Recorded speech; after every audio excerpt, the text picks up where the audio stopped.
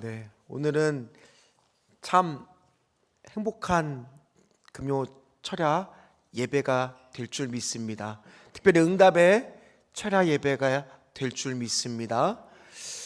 딱 들어오는데 사실은 저는 속으로는 이렇게 웃음이 빵 터졌어요. 왜 터졌냐면은 앞에 목사님들이 찬양 인도를 하는데 저는 신병교육대에 온 줄 알았습니다.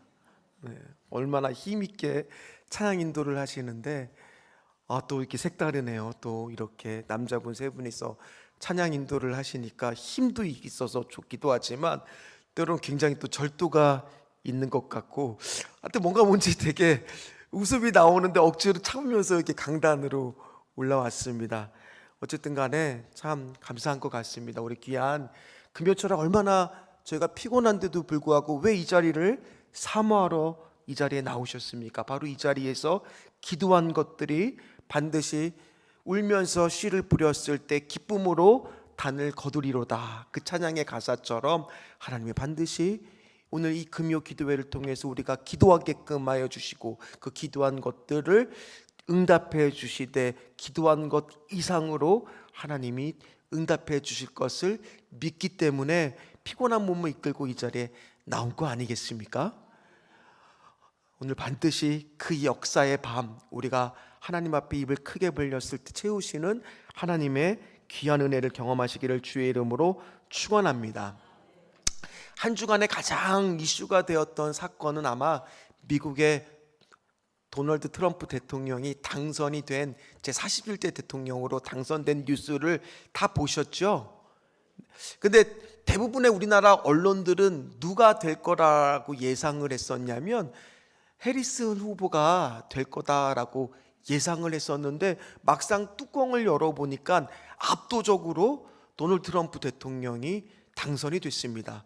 근데 저는 이제 정치적인 이야기를 하려고 하는 것이 아니라 우리가 그냥 기독교적인 가치관만 봤을 때 이 두 후보를 놓았을 때 한쪽은 낙태법을 찬성하고 친동성애 정책을 피는 쪽이 누구였냐면 해리슨 쪽이었고요. 반대적으로 본인은 스스로 장로교 신자라고 말하면서 나는 성경을 믿습니다 라고 하면서 그가 나중에 당선 인사를 했을 때도 하나님께 영광을 돌리는 모습을 보였던 대통령은 당선자는 누구였냐면 바로 도널드 트럼프 대통령이었어요. 그래서 그를 가리켜서 뭐라고 말하느냐, 미국의 고레스라고 말합니다.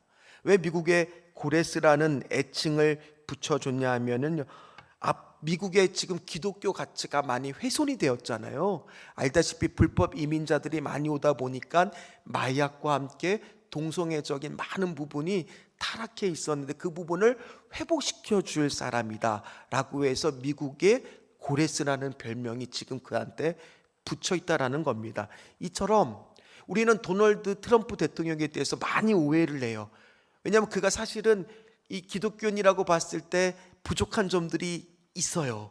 왜냐하면 이혼도 했고 결혼도 3번 했고 이혼도 2번이나 했고 또 성적으로 보면은 좀 부족한 부분도 있지만은 어찌 되었든 간에 이 시대에 그 사람은 지금 하나님께서 사용하시는 사람이라는 거예요. 오늘 여기 계신 분들도 마찬가지입니다. 우리 모양과 모든 것들은 다르고 요 앞에 계신 목사님들도 정말 세 분이지만 다 색깔이 달라요. 그러나 중요한 것은 뭐냐? 하나님이 사용하시는 그릇이라는 거예요. 그런데 하나님이 사용하실 때 중요한 것은 좋은 쪽으로만 사용하는 것들도 있지만 때로는 악한 쪽으로도 사용되는 그릇이 있더라는 거예요. 그러면 오늘 말씀을 보면서 우리가 어떤 것에 초점을 보면서 말씀을 봐야 되냐면 나는 이왕 하나님 앞에 사용될 거라면 어떠한 그릇으로 사용되기를 원하십니까? 당연히 디모데후서 2장 20절에 보면 우리 다 아는 말씀처럼 어느 집에는 금그릇도 있고 은그릇도 있고 질그릇도 있고 나무 그릇도 있는데 주인께서 편하게 즐겨 쓰는 그릇도 있고 천히 쓰는 그릇도 있다라고 말씀하고 있습니다. 그런데 우리는 어떤 것에 보통 초점을 맞출 때가 많으냐? 하나님, 내가 금그릇이 좀 되게 하여 주시옵소서. 그렇게 기도할 때가 은근히 많다는 거예요. 이왕이면 하나님 나에게 이것도 주시고 저것도 주시고 이렇게도 좀 해주시고, 그런 모든 기도가 어떤 기도냐? 하나님, 나는 금그릇이 좀 되고 싶습니다. 우리 솔직하게 그런 기도할 때 저도 있어요. 그러나 하나님은 중요한 것은 뭐냐? 그 질그릇이라도 고린도전서의 말씀처럼 그 안에 뭐가 담겨져 있으면, 보배가 담겨져 있으면, 특별히 예수님이 그 안에 담겨져만 있다라면 그 그릇은 보배를 담은 질그릇이 될 수 있을 줄 믿습니다. 우리 교회도 이 시대에 쓰임받는 교회가 되어야 되지 않겠습니까? 우리들도 이 시대에 쓰임받는 그리스도인이 되어야 되지 않겠습니까? 이왕이면 어떻게 쓰임받겠어요? 하나님의 선한 계획 가운데 쓰임받으시기를 주의 이름으로 축원합니다. 지난 시간에 이제 솔로몬 왕의 마지막 세 번째 하나님이 나타나셔서 어떤 말씀을 하느냐, 마지막 그의 말로는요, 열왕기상 11장 11절에 보면 이 예언으로 시작이 됩니다. 같이 읽도록 하겠습니다. 여호와께서 솔로몬에게 말씀하시되 내게 이러한 일이 있었고 또 내가 내 언약과 내게 명령한 법도를 지키지 아니하였으니 내가 반드시 이 나라를 내게서 빼앗아 내 신하에 주리라.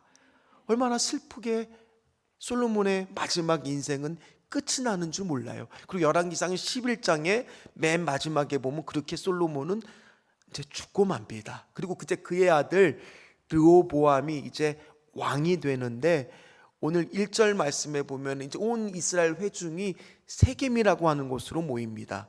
근데 세겜이라고 하는 곳이 굉장히 의미가 있습니다. 한번 우리 지도를 보도록 하겠습니다. 이 세겜이라고 하는 지역은 어떠한 지역이냐? 다른 지도 하나만 더 보세요. 세겜이라는 지역은 보시다시피 이제 북쪽 이스라엘 다스리는 지역 쪽에 있지만, 이 지역이 어떤 지역이었냐? 우리 여호수아 때 이미 봤습니다. 여호수아 맨 마지막 장 24장에 보면 세겜이라고 하는 곳에서 여호수아가 마지막 고별 설교를 하죠. 거기서 하나님과의 언약을 재확인했던 장소가 바로 이 세겜이었고, 또 여호수아가 묻혔던 장소가 이 세겜입니다. 그런데 어쨌든 간에 르호보암은 조금 기분이 나빴을지도 몰라요. 왜 나쁘냐? 지금 왕을 어디로 오라고 한 거예요? 세겜이라고 하는 북쪽 이스라엘 다른 지파 10지파들이 속해 있는 그쪽 지역으로 지금 오라고 한 겁니다. 왜 오라고 했느냐? 거기서 이제 왕을 세우기 위한 그런 모임을 갖는다라는 거예요. 그럼 왕 입장에서는 어떻습니까? 이왕이면 자기가 있는 예루살렘으로 그 10지파가 오는 게 좋지, 자기가 간다란 얘기는 뭐를 뜻하는 거예요? 그만큼 지금 다윗 왕조의 왕권의 부분이 많이 뭐 됐다는 거예요? 약화가 되어 있다는 거예요. 지지도가 많이 떨어져 있다는 얘기, 지지율이 약하다는 겁니다. 그런 상태에서 지금 가야 되니까 기분이 탐탁지 않았을지도 모릅니다. 그리고 그 지역에는 오늘 누가 있느냐? 이제 솔로몬으로부터 오늘 11절 말씀을 이룰 또 한 명의 인물이 등장합니다. 그 사람이 누군지 아세요? 여로보암이, 저도 항상 성경 볼 때마다 왜 이렇게 헷갈리는지 모르겠어요. 여로보암이 누구고 르호보암이 누구고 맨날 헷갈리더라고요. 근데 바로 그때 그 북쪽 이스라엘 세운 여로보암이 이제 등장하게 되죠. 원래는 이집트 애굽으로 피신했다가 다시 그 현장에 나타났다는 것은 그가 북쪽 이스라엘 지역에 상당한 영향력이 있다는 것뿐만 아니라 지금 거꾸로 르호보암이 무섭지 않기 때문에 그 자리에 지금 나타날 거고, 이제 조금 있으면 바로 이 11절 말씀이 곧 이루어져서 나라가 둘로 나뉘게 될 거라는 것을 보여주는 그런 징표가 되겠죠. 이제 그런 상태에서 이제 여로보암과 이스라엘 온 회중이 모여서 협상을 시작합니다. 오늘 그 말씀이 이제 12장부터 등장을 하는데, 자, 4절 말씀을 한번 같이 읽도록 하겠습니다. 같이 읽도록 하겠습니다. 왕의 아버지가 우리의 멍에를 무겁게 하였으나 왕은 이제 왕의 아버지가 우리에게 시킨 고역과 매우 무거운 멍에를 가볍게 하소서. 그리하시면 우리가 왕을 섬기겠나이다. 아멘. 오늘 말씀을 묵상하면서 우리나라의 정치 현실이 많이 떠올랐어요. 그러나 굳이 상단에서는 정치 이야기를 안 하려고 하기 때문에 그 부분을 다 빼고 한번 상식적으로 생각해 보십시오. 지금 이들의 요구는 한마디로 지금 살기가 너무 뻑뻑하다, 세금도 너무 무겁고 노역도 너무 고돼서 살기가 힘드니까 그걸 좀 없애달라, 이런 요구 할 수 있습니까? 없습니까? 당연히 할 수 있죠. 그 왕은 그런 얘기를 들었을 때 어떻게 해야 될까요? 그들의 이야기를 들어주는 것이 상식적이잖아요. 그런데 그들의 이야기를 들어주면은 어떻게 되느냐? 세금이 들거치면은 왕은 한마디로 무슨 생활을 못해요? 그동안 누려왔던 것들을 많이 포기해야 됩니다.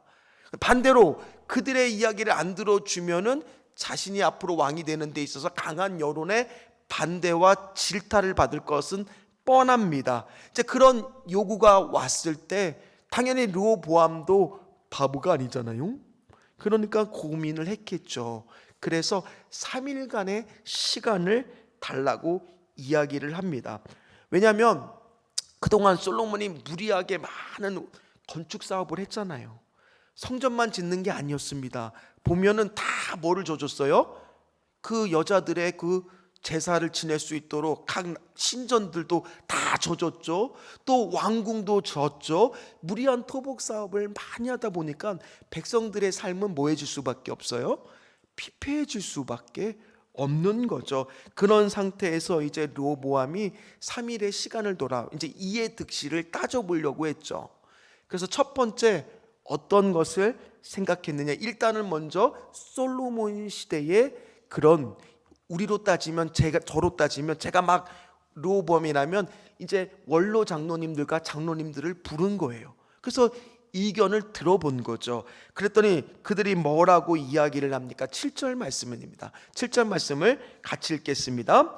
대답하여 이르되 왕이 만일 오늘 이 백성을 섬기는 자가 되어 그들을 섬기고 좋은 말로 대답하여 이르시면 그들이 영원히 왕의 종이 되리이다 하나.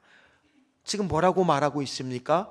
그들의 요구와 조건들을 수용하면 왕은 분명히 든든하게 왕권을 쓰게 될 거다라고 조언을 하죠. 그 조언은 바른 조언이었습니다. 아마 이 신하들은 왕실에 대한 형편들을 보니까 주변에 있는 백성들이 고통받는 것을 오랫동안 지켜보다 보니까 그들에 대한 긍휼의 마음도 있었고 인생을 오래 살았기 때문에 경험도 많았습니다. 르호보암은 이때 나이가 41살이었어요. 그러니까 아직도 젊은 편이었던 거죠. 경험이 적었죠. 왜냐하면 평생 왕실에서만 살았으니 백성들의 삶에 대해서 얼마나 이해할 수가 있었습니까? 저는 오늘 이 말씀을 묵상을 하면서 사실은 저는 오늘 이 말씀을 어떤 마음을 있었냐면 제가 신전주교에 내려왔을 때 이 열왕기상 12장을 꼭 교훈 삼아야 되겠다는 마음을 가지고 목회 현장에 왔었거든요. 그러니까 이미 전에 한번 묵상을 했습니다. 저도 가면은 어쨌든 간에 우리 장로님들과 당회와 함께 신주주교회를 같이 가야 되는데 이 당회 분들하고 충분히 이분들의 말을 잘 듣고 지혜롭게 결정을 해야 되겠다. 우리 장로님들은 교회 사정을 너무너무 잘 알고 인생의 경험도 저보다는 당연히 많이 하셨을 거 아닙니까? 그러니 이분들 말씀을 내가 귀담아 잘 들어야 되겠다. 그래야 그것이 지혜로운 것이다 라는 마음을 가지고 저도 나왔습니다. 그러나 오늘 르호보암은 어땠냐? 그 말을 듣고 싶었던 게 아니었어요. 다른 말을 듣고 싶었던 거예요. 자기가 듣고 싶었던 말이 아니었어요. 자기는 어떤 말을 듣고 싶은 그 목적이 있는데 그들이 그 말을 하니까 들었습니까? 안 들었습니까? 듣지 않았어요. 우리도 마찬가지. 오늘 제가 강단에서 수도 없이 설교를 하고 있지만은 우리도 솔직하게 얘기했을 때 어떨 때가 더 은혜 받았다고 말할 때가 많아요? 목사님이 내가 꼭 듣고 싶은 말을 해줬을 때, 그때가 뭐가 돼요? 아멘. 근데 왠지 그 말이, 목사님이 하는 말이 분명히 하나님의 말씀이고 맞는 말이지만 내가 지금은 당장 듣고 싶지 않은 말이에요. 그러면 뭐가 나와요? 겉으로는 안 하지만 속으로는 노매, 그런 생각이 우리 안에도 들 수가 있는 거잖아요. 근데 그게 바로 지금 르호보암의 마음의 상태였던 거예요. 그러니까 듣고 싶지 않으니까 자기 또래의 젊은 사람들을 붙는데, 그 사람들은 지금 어떤 사람이겠습니까? 왕과 똑같이 인생의 경험이 없고 늘 그냥 풍족한 권세가의 자녀로 태어나서 부족한 것이 없다 보니 백성들의 고충을 알겠습니까? 이처럼 하나님이 쓰시는 그릇은 내가 듣고 싶은 말을 듣는 사람이 아니라 어떤 말을 들어야 되겠습니까? 하나님이 쓰시는 그릇은 하나님의 말씀을 듣는 사람이 되어야 될 줄 믿습니다. 내가 듣고 싶은 말만 들어서는요, 하나님이 즐겨 쓰는 그릇이 될 수가 없어요. 때로는 하나님이 이렇게 말씀하셨을 때 그 말이 내가 듣기 싫은 말이라고 할지라도 하나님이 말씀하신다면, 하나님이 말씀을 통하여 나를 깨우쳐 주시는 말씀이라면 나는 어떻게 해야 되겠습니까? 그 말씀을 들어야 될 줄 믿습니다. 그래서 늘 우리가 많이 듣는 말씀이지만은 믿음은 뭐로부터 나요? 들음으로부터 나고, 제사보다 뭐가 낫다고요? 청종, 귀담아서 듣는 순종이 제사보다 낫다고요. 청종하시기를 원하신다고요. 그러니까 하나님이 쓰시는 그릇은 뭐 하기를 해야 돼요? 내가 원하는 걸 듣는 게 아니라 하나님이 원하시는 말씀을 들어야 될 줄 믿습니다. 제가 용인에서 사역했을 때의 일입니다. 저는 되게 부족한 자입니다. 이제 저희 아파트가 이제 워낙 오래되다 보니까, 오래된 아파트의 특징은 뭐냐? 주차 자리가 부족해요. 그래서 제가 그날 이중 주차를 해놨습니다. 이중 주차는 아시다시피 N으로 이제 기어를 맞춰놓고 밀면 되는 거잖아요. 근데 전화가 갑자기 관리실에서 핸드폰이 울리는 거예요. 그래서 무슨 일인가 딱 전화보니까 제 차가 어떤 차를 꽝 하고 접촉이 났다는 겁니다. 그래서 제가 급하게 주차장 자리로 가봤습니다. 갔는데 무슨 일이 있었냐? 어떤 분이 차를 빠져나가려고 제 차를 뭐 했을까요? 밀었던 거예요. 근데 밀다는데 이게 오래된 아파트다 보니까 주차 표면이 고르지가 않았던 거예요. 그러다 보니 이게 밀어놓고 가셨는데 이게 스근스근 가더니만 다른 차 옆에서 온 거가 꽝 해놓은 거예요. 근데 당연히 슬금슬금 갔으니까 그 차에 뭐 그 크게 뭐 된 것도 아니라 딱 제가 가서 보니까 아주 살짝, 그러다 보니까 거의 표도 안 나고, 그래서 제가 이렇게 살펴보더니만 제가 그때 너무 부족했어요. 뭐라고 했냐? 괜찮네요. 보니까 별일 아닌 것 같네요. 그러니까 그 상대방 차주가 화가 엄청 저한테 난 거예요. 아니, 젊은 사람이 와서 다짜고짜 괜찮다고 말한 게 무슨 말을 듣고 싶었어요? 미안합니다. 사실은 저는 미안할 것도 없어요. 왜요? 제가 민 거 아니잖아요. 제가 밀었습니까? 아니잖아요. 그러니까 저도 억울하죠, 나름대로. 근데 그분이 듣고 싶었던 말은 뭐예요? 미안합니다. 그 한마디였어요. 그래서 그분이 저한테 그러는 거예요. 젊은 사람이, 그러니까 여자분이 옆에서 막 화를 내면서, 보험 처리해요, 이거 그냥. 그럼 이게 일이 커지잖아요. 그러니까 그분이, 젊은 사람이 우리가 듣고 싶은 말은 그게 아니다, 미안하다. 그래서 제가 얼른 죄송합니다, 제가 잘못했습니다 라고 사과를 드려서 그분 마음을 좀 풀어주셨어요. 그래서 원만하게 이렇게 합의금을 조금 드리고 이렇게 해결이 됐던 거예요. 마찬가지예요. 우리는요, 우리가 듣고 싶은 말을 자꾸 하려고 하는데 상대방은 꼭 그게 뭐가 있어요? 듣고 싶은 말이 있다는 거예요. 하나님도 마찬가지입니다. 우리가 오늘 기도하는 가운데 어떤 말이 있을까요? 듣고 싶은 우리의 고백이 있으세요. 하나님이 지금 기도하고 있는데 내 말이 아니라 하나님이 듣고 싶어하는 어떤 우리 안에 고백이 있을지도 모른다는 겁니다. 오늘 그것을 기도하면서 하나님이 정말 이 고백을 하기를 원하시는데 내가 순종하지 못한 부분이 있다라면 오늘 그 고백을 하시는 분들 되시기를 주의 이름으로 축원합니다. 그래서 지금 르호보암 왕은 듣고 싶지 않았기 때문에 그 젊은 사람들이 뭐라고 조언을 하느냐, 바로 뭐라고 조언합니까? 내가 너희에게 씌울 멍에는 나의 아버지가 지어준 것보다 훨씬 무거운 것이며 만일 거부하면 나의 아버지가 채찍으로 너희를 치셨으나 나는 너희를 정갈로 칠 거다, 더 무섭게 할 거다라는 것을 이야기해서 겁박을 주라고 젊은 사람들이 조언을 내는데, 그 말을 딱 듣는 순간 내 마음에 들었던 말이에요. 그래, 내가 왕권을 이 사람들 감히 나를 지금 여기까지 오게끔 만들었고 세김까지 오게끔 만들었고 지금 나를 가지고 재려고 그래? 내가 왕의 권위를 보여줘야지. 그런 마음이 속에 아마도 있었나 봅니다. 그래서 젊은 사람들의 조언을 듣고 뭐라고 얘기를 하느냐, 14절처럼 이야기를 합니다. 14절 말씀을 같이 읽겠습니다. 어린 사람들의 자문을 따라 그들에게 말하여 이르되 내 아버지는 너희의 멍에를 무겁게 하였으나 나는 너희의 멍에를 더욱 무겁게 할지라. 내 아버지는 채찍으로 너희를 징계하였으나 나는 정갈 채찍으로 너희를 징치하리라 하니라. 아멘. 르호보암은 알았겠습니까? 이 한마디가 왕국이 두로 갈라지게 만드는 결정적인 어리석은 결정이 될 거라는 것을 알았을까요? 알았을까요? 몰랐을 겁니다. 몰랐을 거예요. 이게 그렇게 심한 말이 되게 될 줄은 꿈에도 사용 못했을 겁니다. 그러나 이것이 중요한 것은 15절이에요. 자, 15절 말씀 한번 같이 읽도록 하겠습니다.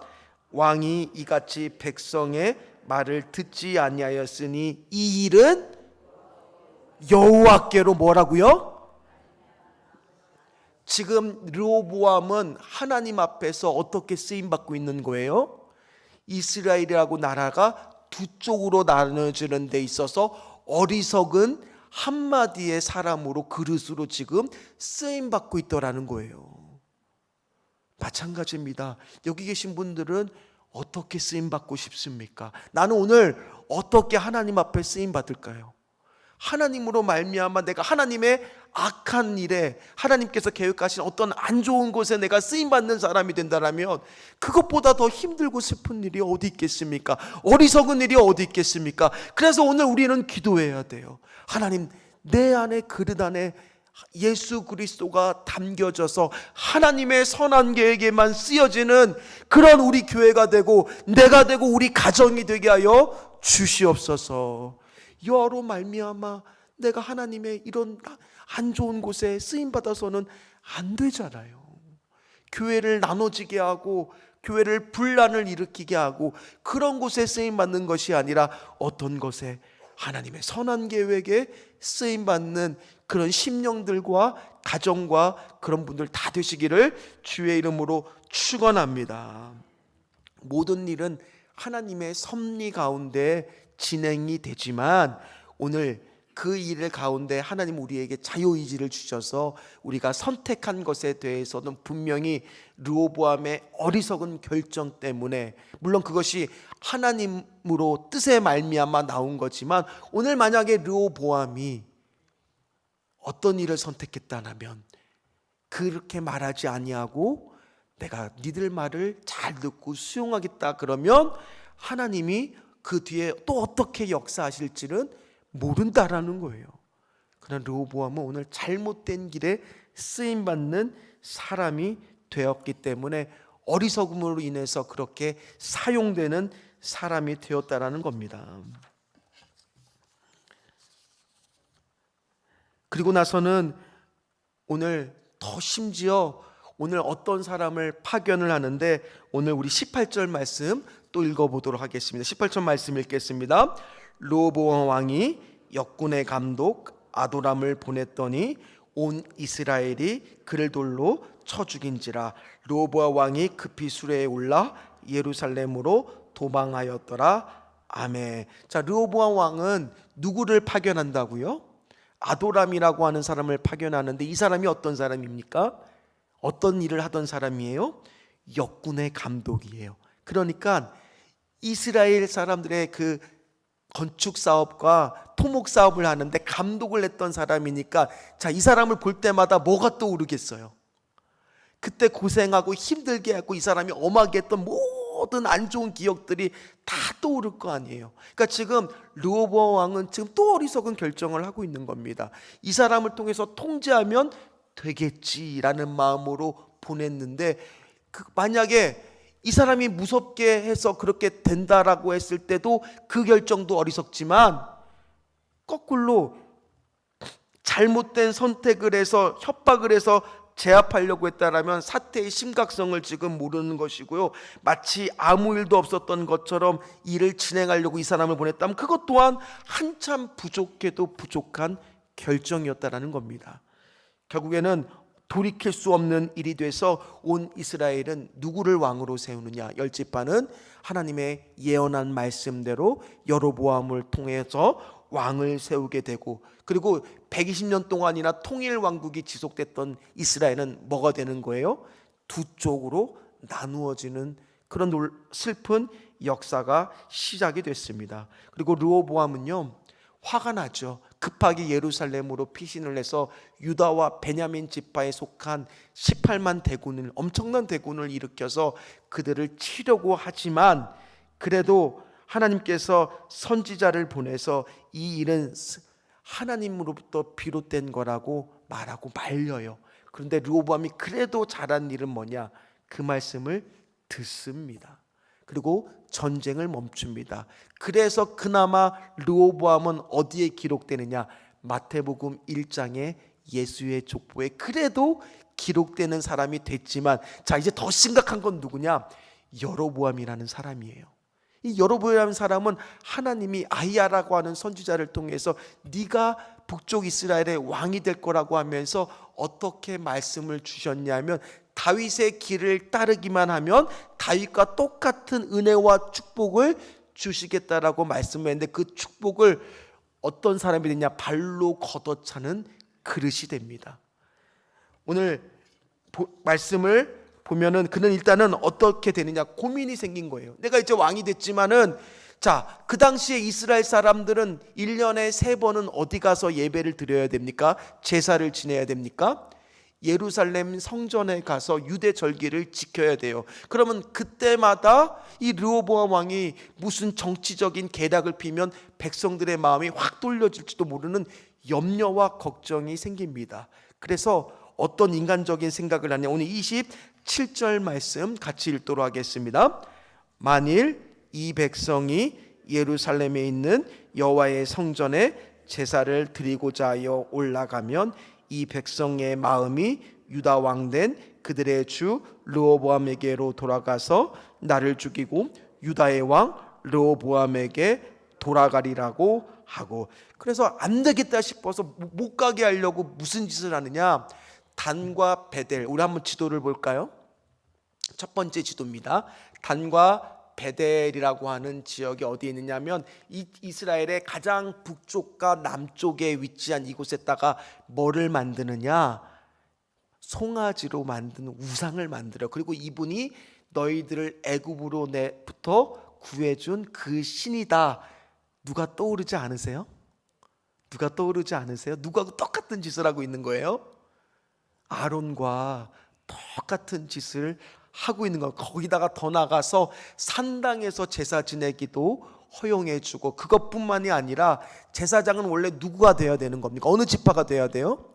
레위 지파가 되어야 되지만 일반인들도 제사장이 될 수 있게끔 만들어 보여요. 그러니까 북쪽 이스라엘은 지금 신앙이 어떻게 되는 거예요?